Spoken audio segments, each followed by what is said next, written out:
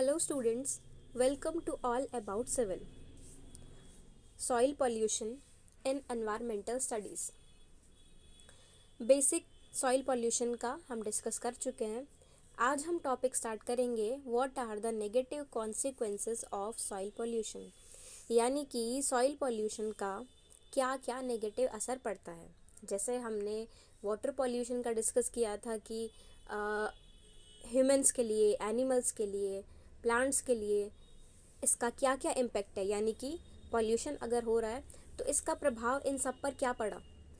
तो वही हम डिस्कस करेंगे कि सॉइल पॉल्यूशन अगर हुआ है तो इस सॉइल पॉल्यूशन का नेगेटिव असर तो होगा ही, पॉजिटिव असर तो कोई नहीं होगा, क्योंकि क्वालिटी ख़राब हुई है तो उससे नेगेटिव ही इम्पेक्ट पड़ेगा.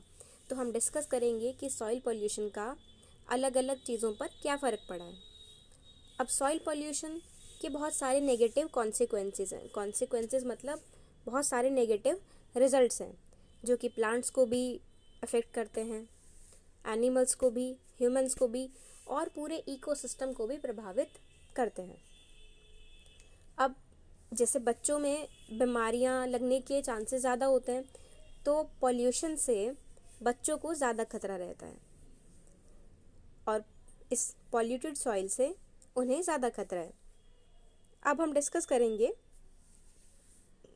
कि सॉइल पॉल्यूशन के इफ़ेक्ट्स, प्रभाव किस किस पर क्या क्या हैं. तो सबसे पहले डिस्कस करते हैं इफ़ेक्ट ऑन ह्यूमन बींग्स, कि ह्यूमन बींग्स पर इस लैंड पॉल्यूशन का, इस सॉइल पॉल्यूशन का क्या प्रभाव है. Soil contaminants can exist in all three faces. अब सॉइल के अंदर जो कंटामिनेंट्स हैं, कंटामिनेंट्स मतलब पॉल्यूटेंट्स, प्रदूषक, जो भी ऐसी चीज़ें प्रेजेंट हैं जो कि सॉइल की क्वालिटी को ख़राब कर रही हैं, डिटोरिएट कर रही हैं. अब वो किसी भी फॉर्म में रह सकती हैं. वो सॉलिड फॉर्म में भी हो सकते हैं, वो लिक्विड फॉर्म में भी हो सकते हैं और वो गैस की फॉर्म में भी हो सकते हैं. ठोस, द्रव और गैस तीनों की फॉर्म में हो सकते हैं. Therefore these contaminants can find their way into the human body via several channels such as direct contact with the skin or through the inhalation or contaminated soil dust. अब जब ये तीनों फॉर्म में present है, solid, liquid, gas, तो अब ये बहुत आसान हो जाता है इनके लिए ह्यूमन बॉडी के अंदर जाना. चाहे वो वाटर से जाए, चाहे वो सॉलिड की फॉर्म में जाए, चाहे वो सांस के साथ जाए, तो उनके लिए आसानी हो जाती है ह्यूमन बॉडी तक पहुंचना. अब डायरेक्ट कांटेक्ट अगर स्किन से करेंगे तो भी हो सकता है, और अगर हमने इनहेल कर लिया, यानी कि सांस के साथ किसी कंटामिनेटेड सॉइल डस्ट को अंदर ले लिया, तो भी हमारे अंदर ये पॉल्यूटेंट्स, ये कंटामिनेशन हो जाएगा. यानी कि इसका इफेक्ट ह्यूमन बीइंग पर ये है. अब ये तीनों फॉर्म में एग्जिस्ट कर रहा है, सॉलिड, लिक्विड, गैस, तो तीनों ही फॉर्म से, चाहे वो टच के थ्रू हो, चाहे वो वाटर में मिक्स होकर जाए, चाहे वो इनहेलेशन यानी कि सांस के थ्रू चले जाए, ह्यूमन बॉडी के अंदर ईजिली पहुंच जाता है. और ये क्या क्या नुकसान करते हैं तो पढ़ते हैं. The short term effects of human exposure to polluted soil include. अब short term effect of human exposure to polluted soil include मतलब शॉर्ट टर्म के लिए, यानी कि बहुत कम कम टाइम के लिए अब क्या क्या दिक्कतें आ सकती हैं. तो क्या क्या दिक्कतें आ सकती हैं. सबसे पहला है हेडेक्स. हेडेक हो सकता है. Nausea and vomiting. Nausea means घबराहट होना, वॉमिटिंग, तो हेडेक, नोजिया, वॉमिटिंग ये सब भी पॉल्यूशन के कारण हो सकता है.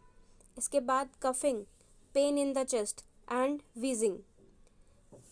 कफिंग होता है, चेस्ट में पेन होता है, और विजिंग. अब ये क्यों होता है, यानी कि बहुत तेज़ तेज़ सांस चलती है. क्यों होता है ऐसा, क्योंकि लंग्स में हमारे कंटामिनेशन था, जो भी पॉल्यूटेड वाली चीज़ें थी वो हमारी बॉडी में एंटर हो गई. अब वो हमारी बॉडी में नॉर्मल फंक्शनिंग नहीं होने देंगी. जो भी सामान प्रोसेस चलता था उसको वो रोक देंगी और वो अपने अकॉर्डिंग चीज़ों को ब्लॉक कर देंगे. जैसे ब्रोंकाइटिस होता है. ब्रोंकाइटिस भी लंग्स की डिसीज़ क्यों होती है, पॉल्यूशन से होती है, क्योंकि ऐसे पार्टिकल्स हमारी बॉडी में चले जाते हैं जो कि इन्फेक्शन कर देते हैं. तो कफिंग होना, हेडेक होना, नोजिया, वॉमिटिंग, ये सब भी पॉल्यूशन के नतीजे हैं. Irritation of the skin and the eyes, जैसे स्किन डिसीज, रैशेज हो जाना या फिर खुजली हो जाना, तो ये सब स्किन की डिसीजेस भी हो सकती हैं। और साथ में आइज़ की भी इरिटेशन, जैसे अगर हम धूप में जाते हैं तो किसी किसी को धूप से एलर्जी होती है, तो वैसे ही लैंड पॉल्यूशन वाले अगर हम एरिया में हैं वहाँ पर ऐसी चीज़ें मिक्स हैं कि जो गैसियस फॉर्म में आ गई हैं, तो अगर वो हमारी आई के कांटेक्ट में आते हैं तो हमारी आई में पेन हो जाता है या फिर जलन होना, दिक्कतें होना आई की, तो ये सब भी हो जाता है पॉल्यूशन से। फटीग एंड वीकनेस, अब फटीग थकान और वीकनेस, ये सब कुछ चीज़ें भी लैंड पॉल्यूशन से हो सकती हैं। तो हमने क्या क्या चीज़ें पढ़ ली हैं? हेडेक होते हैं, nausea and vomiting, coughing, pain in the chest and wheezing, irritation of the skin and the eyes, fatigue and weakness. तो ये सब चीज़ें, सर दर्द होना, घबराहट होना, उल्टी होना, कफ, चेस्ट में पेन होना, स्किन में इरिटेशन, खुजली वगैरह, या फिर आँख में कुछ भी ऐसा हो जाना, और थकान या कमज़ोरी लगना, तो ये सब शॉर्ट टर्म इफ़ेक्ट है इस लैंड पॉल्यूशन की वजह से। A variety of long-term ailments have been linked to soil pollution. Some such diseases are listed below.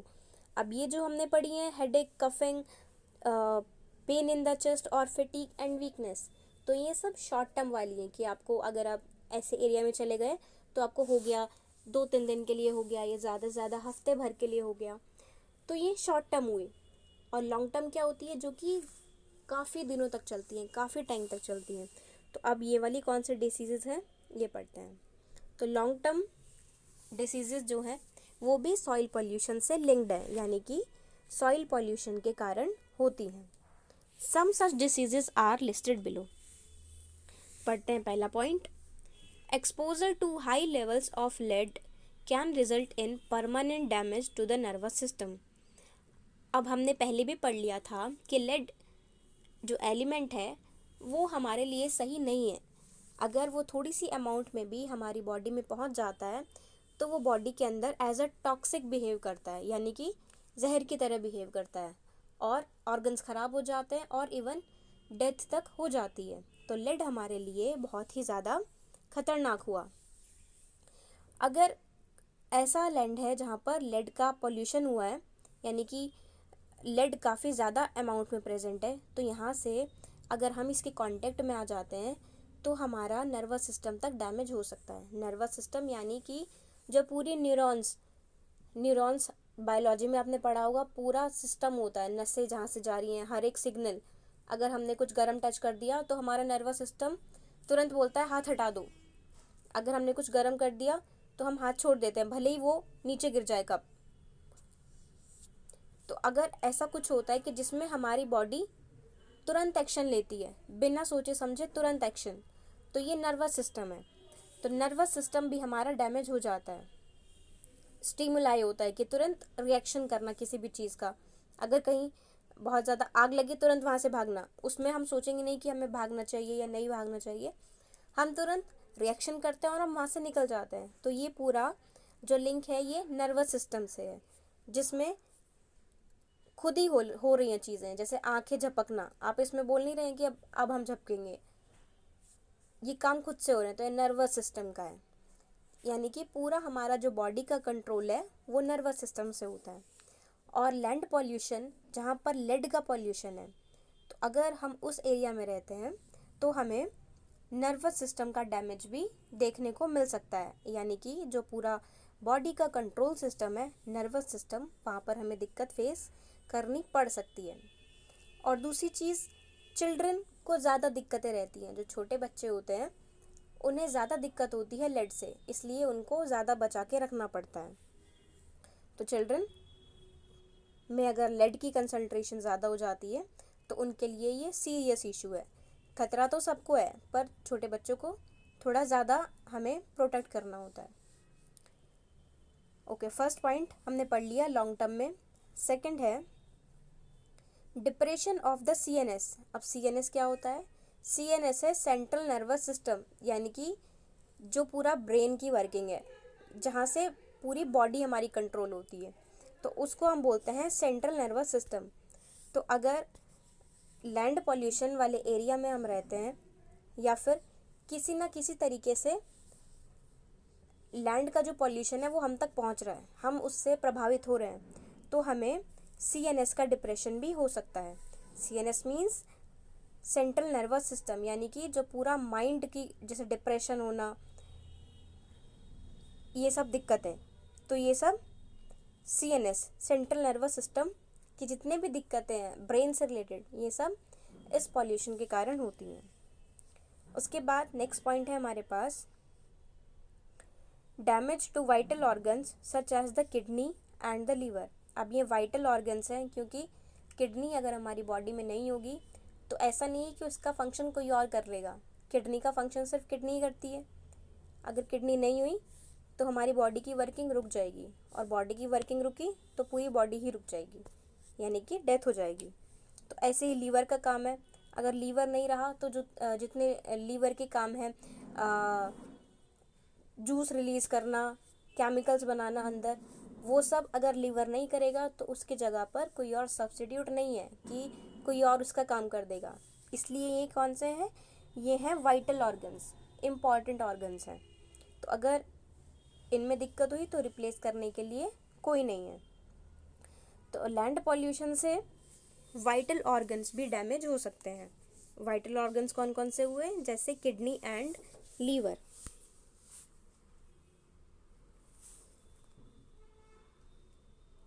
Okay, 3 points पढ़ लिए हैं। Fourth one is higher risk of developing cancer.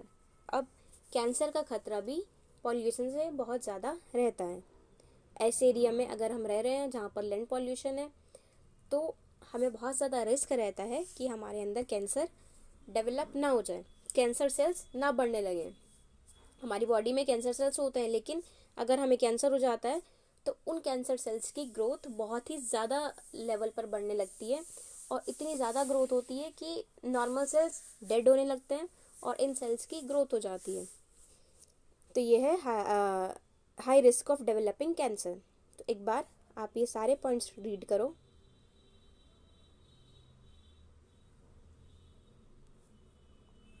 Effect on human beings,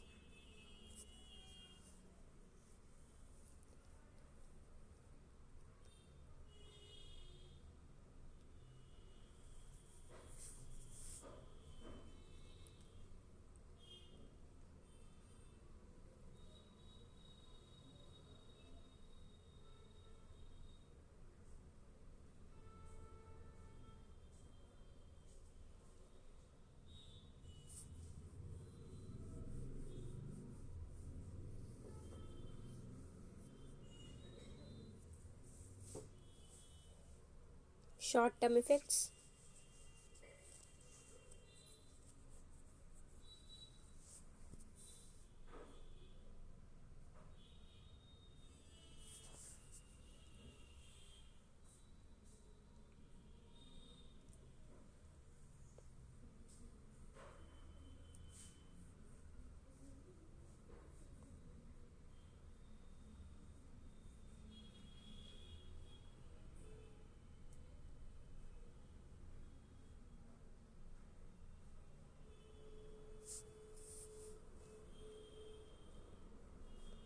और इसके बाद long term elements की, अगर land pollution के contact में हम लॉन्ग टर्म में रहते हैं तो उससे हमें क्या क्या दिक्कतें हो सकती हैं।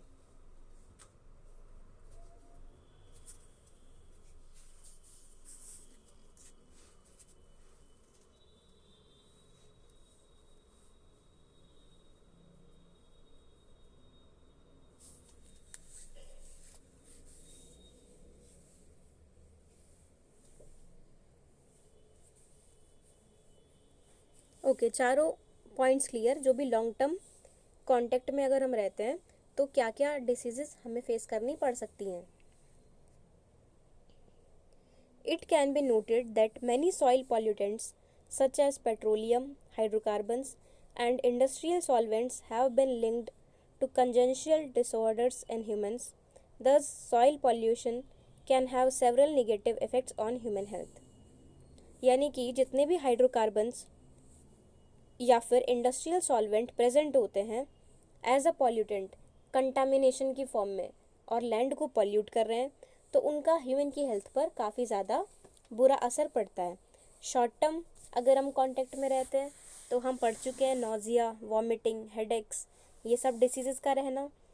और अगर हम लॉन्ग टर्म कांटेक्ट में रहते हैं तो हमने पढ़ लिया है कि किसी भी वाइटल ऑर्गन का फेल होना या फिर कैंसर के चांसेस होना, तो ये सब कुछ इफ़ेक्ट्स लैंड पॉल्यूशन के पड़ते हैं ह्यूमन की बॉडी पर, और ये सब नेगेटिव इफ़ेक्ट्स हैं। नेक्स्ट स्टार्ट करते हैं topic effects on plants and animals. Human हम कंप्लीट कर चुके हैं। अगला पढ़ते हैं कि ये जो लैंड पॉल्यूशन हुआ है इसका प्लांट्स और एनिमल्स पर क्या असर देखने को मिलता है। Since soil pollution is often accompanied by decrease in the availability of nutrients, plant life ceases to thrive in such soils. अब जैसे हमने देखा है कि सॉइल पॉल्यूशन से सॉइल की जो क्वालिटी है वो ख़राब हो रही है। क्वालिटी ख़राब हो रही है यानी कि उसके अंदर जितने न्यूट्रिएंट्स प्रेजेंट हैं उसमें गिरावट आ रही है। जितना न्यूट्रिएंट्स पहले प्रेजेंट हुआ करते थे अब उतने न्यूट्रिएंट्स प्रेजेंट नहीं है, तो हम बोलते हैं कि सॉइल की क्वालिटी ख़राब हो रही है। और soil contaminated with inorganic aluminium can prove toxic to plants. और अगर सॉइल में इनऑर्गेनिक एल्यूमिनियम मिला होता है तो ये प्लांट्स के लिए टॉक्सिक है। टॉक्सिक यानी कि बहुत ज़्यादा जहर का काम करती है ये, और जहर मीन्स बर्बाद कर देना, बिल्कुल ख़त्म कर देना। तो अगर एल्यूमिनियम रहेगी इनऑर्गेनिक फॉर्म में तो बहुत ज़्यादा नुकसान पहुंचाते हैं ये प्लांट्स को। Also, this type of pollution often increases the salinity of the soil, making it inhospitable for the growth of plant life. अगर इस टाइप का पॉल्यूशन प्रेजेंट रहता है तो सॉइल की सैलिनिटी बढ़ जाती है। सैलिनिटी यानी कि खारापन, खारापन जैसे समुद्र का खारापन होता है तो वैसे ही सॉइल के अंदर सैलिनिटी बढ़ जाती है। और सैलिनिटी अगर ज़्यादा हो जाती है, जैसे हम फील्ड्स में समुद्र वाला पानी नहीं यूज़ करते हैं, क्यों? क्योंकि वो खारा पानी है और खारा पानी से सॉइल की ग्रोथ नहीं है। जितना भी प्लांट हम उसमें लगाएंगे वो ग्रो नहीं कर पाएंगे, तो इसलिए वो ग्रोथ के लिए सही नहीं है। Making it inhospitable for the growth of plant life. अब जितनी भी प्लांट्स हम उसमें उगाएंगे तो वो सब ग्रोथ नहीं करेंगी, उनकी ग्रोथ या तो बहुत ही कम रहेगी, प्लांट डेड हो जाएगा, या फिर थोड़ी ग्रोथ हो पाएगी, यानी कि फुल ग्रोथ भी नहीं हो पाएगी। अगर इस टाइप से लैंड पॉल्यूशन रहा, सैलिनिटी बढ़ी और क्वालिटी लैंड की खराब हुई तो plants that are grown in polluted soil may accumulate high concentration of soil pollutants through a process known as bioaccumulation. अब जो प्लांट्स हम ऐसी सॉइल में उगाते हैं जहाँ पर बहुत ज़्यादा हाई कंसंट्रेशन होता है सॉइल पॉल्यूटेंट्स का, यानी कि अगर जैसे हमने पढ़ा है इनऑर्गेनिक एल्यूमिनियम, अगर किसी लैंड में इनऑर्गेनिक एल्यूमिनियम बहुत ही ज़्यादा अमाउंट में प्रेजेंट है तो ये नुकसानदायक है, क्योंकि अगर 100% में 90% इनऑर्गेनिक एल्यूमिनियम ही प्रेजेंट होगा तो यानी कि 10% के अंदर सारे न्यूट्रिएंट्स मिलेंगे हमें। और जबकि अगर क्रॉप को ज़रूरत ही नहीं है उस 90% की, क्रॉप को ज़रूरत है जितना 10% में प्रेजेंट है बाकी के एलिमेंट्स, तो क्रॉप प्रॉपर ग्रोथ नहीं कर पाएगी। तो जब भी ऐसा होता है कि कुछ एक एलिमेंट बहुत ही हाई कंसंट्रेशन में प्रेजेंट होता है तो इस प्रोसेस को हम बोलते हैं बायो एक्यूमुलेशन, यानी कि कुछ भी ऐसा एलिमेंट जो कि बहुत ही ज़्यादा अमाउंट में प्रेजेंट है और एक साथ इकट्ठा हुआ है, तो इस प्रोसेस को हमने नाम दिया है bioaccumulation. When these plants are consumed by herbivores all the accumulated pollutants are passed up to the chain. अब देखो, जब ऐसा एल्यूमिनियम इनऑर्गेनिक एल्यूमिनियम रहा है लैंड में तो उसके अंदर जो भी प्लांट ग्रो होगा तो सब एल्यूमिनियम इनऑर्गेनिक जो था वो सब प्लांट के अंदर पहुंच जाएगा। अब प्लांट के अंदर पहुंचा है तो हर्बीवोर्स जो कि सिर्फ प्लांट्स खाते हैं, हर्बीवोर्स वो कैटेगरी है जो कि सिर्फ प्लांट्स खाते हैं। 3 कैटेगरीज होती है ना, हर्बीवोर्स कार्निवोर्स और ओमनिवोर्स। हर्बीवोर्स जो सिर्फ पेड़ पौधे खाते हैं, जो सिर्फ पेड़ पौधों पर ही डिपेंड है, जैसे गाय, बकरी, ये सब। दूसरे आते हैं कार्निवोर्स, जो कि दूसरे एनिमल्स पर डिपेंड हैं, जो फ्लैश खाते हैं। और तीसरी कैटेगरी, इसका एग्जांपल हो गया जैसे शेर हो गया या चीता हो गया। और तीसरे आते हैं ओमनिवोर्स। ओमनिवोर्स कौन से होते हैं? जिन्हें कुछ भी चलता है, वेजिटेरियन भी चलेगा, नॉन वेजिटेरियन भी, यानी कि जो हर्बीवोर्स भी हैं, जो प्लांट्स को भी खाते हैं, और जो कार्निवोर्स भी हैं, जो किसी दूसरे एनिमल को भी खा लेते हैं। एग्जाम्पल क्या हुआ ओमनिवोर्स का? डॉग। अब डॉग रोटी तो खाता ही है, दूध भी पी लेगा, लेकिन अगर उसको हम हड्डी देंगे या फिर कुछ भी ऐसा फ्लैश देंगे, मीट देंगे, तो वो भी उसको खा लेगा। तो ये ओमनिवोर्स वाली कैटेगरी में रहेगा। खैर, हम बात कर रहे थे यहाँ पर कि बायो एक्यूमुलेशन प्रोसेस का नाम है, और अगर बायो एक्यूमुलेशन वाले रीजन में, एरिया में कोई भी प्लांट हम ग्रो कराते हैं, तो सारा जो एक्यूमुलेटेड चीज़ें हैं, यानी कि ज़्यादा अमाउंट में कोई भी एलिमेंट प्रेजेंट है, तो वो सब प्लांट के अंदर चला जाता है। अब प्लांट के अंदर जाता है और उसको कौन खा लेता है? हर्बीवोर्स, जो कि प्लांट्स खा रहे हैं। अब हर्बीवोर्स के अंदर चला गया, तो हमने सबसे पहले याद करो, जब एनवायरमेंटल स्टडीज़ में यूनिट 1 पढ़ी थी, इंट्रोडक्शन, जिसमें हमने इकोलॉजी पढ़ा था, तब हमने फूड चेन भी वहाँ पर पढ़ा था। फूड चेन यानी कि एक लेवल से दूसरे लेवल में एनर्जी का ट्रांसफ़र हो रहा था। एक एनिमल को कोई और खा रहा था, फिर उसको कोई और खा रहा है, फिर उसको तीसरा खा रहा है, फिर उसको चौथा खा रहा है। तो ये फूड चेन हुआ करती थी।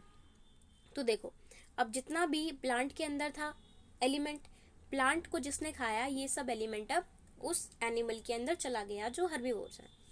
अब जैसे ही हर्बीवोर के अंदर गया, तो अब फूड चेन में जितने भी मेंबर हैं, इन सब के अंदर ये एलिमेंट पहुंच जाएगा।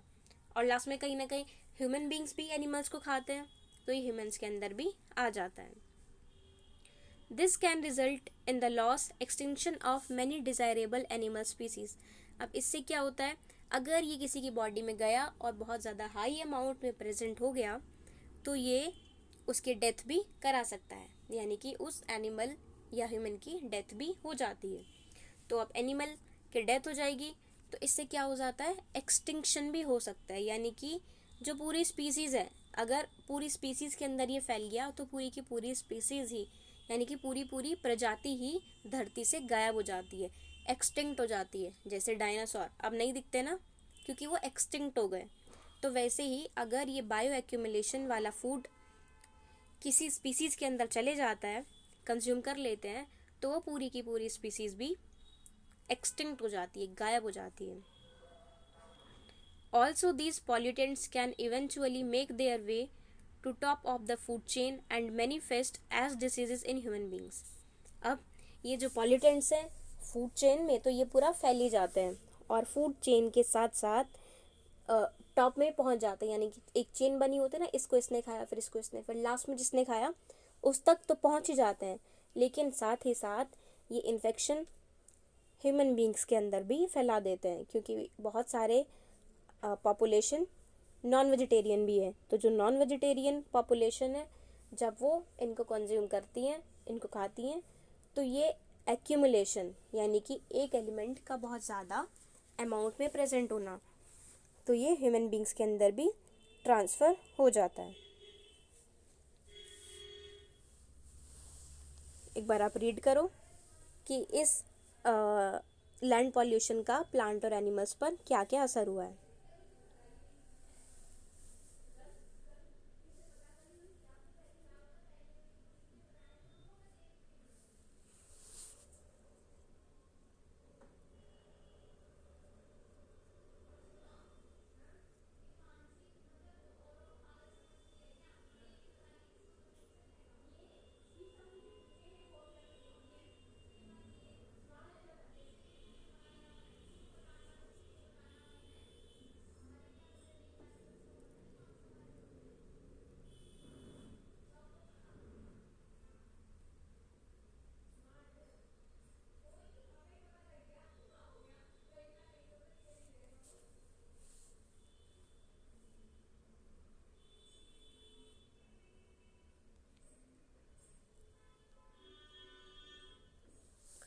तो क्या क्या प्लांट्स पर असर डालते हैं लैंड पोल्यूशन के पॉल्यूटेंट्स, वो हमने इस लेक्चर में स्टडी कर लिया है।